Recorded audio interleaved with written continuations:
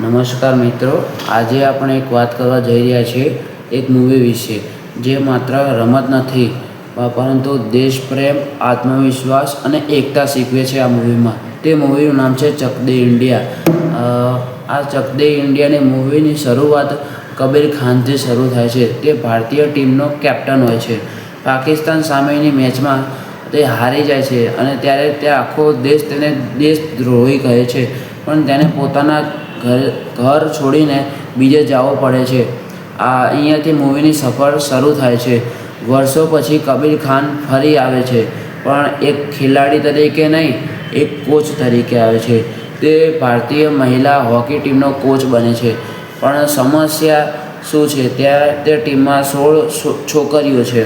બધા અલગ અલગ રાજ્યોમાંથી આવે છે. કોઈ પંજાબથી, કોઈ હરિયાણાથી, કોઈ ઝારખંડથી, કોઈ મણિપુરથી, પણ એકતા નથી. દરેકને પોતાનું મોટું માન છે. કબીર ખાનનો ડાયલોગ પણ ઘણા કહે છે. તમે કોઈ કબીર ખાનનો ડાયલોગ ખબર હોય તો તમે જરૂર કોમેન્ટ કરજો. કબીર ખાન ટીમને કડક તાલીમ આપે છે.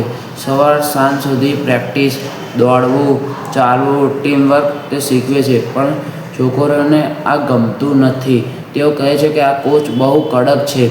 તેઓ એકબીજા સાથે ઝઘડે છે. ત્યાં ટીમના છોકરીઓ અને છોકરાઓ સાથે ઝઘડે છે. કબીર ખાન તેમને અટકાવતો નથી. પછી કહે છે, ટીમ બને के लिए पहले लड़ना पड़ता है एक दूसरे के लिए. આ સીન પછી ટીમનો બદલાવ આવે છે. હવે ટીમ ધીમે ધીમે એક સાથે થાય છે. દરેક એકબીજાને સમજે છે. પાસિંગ, સ્ટ્રેચિંગ સુધરે છે. વિશ્વાસ વધે છે. આ ટીમમાં એક ખેલાડીઓ છે તે કોમલ છે, બીજી એક ખેલાડી છે તે પ્રીતિ છે. પહેલાં બંનેમાં સ્પર્ધા હતી, પણ પછી હવે એકબીજા સાથે સપોર્ટ કરે છે. અને ટીમ ઓસ્ટ્રેલિયામાં વર્લ્ડ કપ રમવા જાય છે.